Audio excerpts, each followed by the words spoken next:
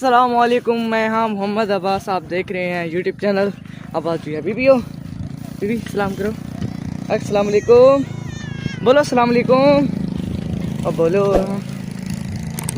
ये अभी नहीं बोल रही, बोलो जी। ये कहती है शाम। ये मेरी प्यारी सी भतीजी है, भतीजी का नाम है दुआ ज़हरा। अच्छा, आजकल ना साढ़े इलाके दे ना हालात खराब थे उस दिन ते धुंधार ते हवाई चलिया खड़े ते कणकियां हर कि हुण पक गए ते कणकी वासी नुकसान क्योंकि हुण पक गए ते दाना फिर बिल्कुल पकई खड़न ते अल्लाह खैर करे, हर कि फसल को रंग लावे अल्लाह करे। अच्छा, दिखेंदे पे कि फसल क्यों सही पकी हुई है। क्या करती है पापा मरे? ओए ना करे, ना कर यार भाई। 1 2 3 जी। पट पीस, इसका क्या मतलब है?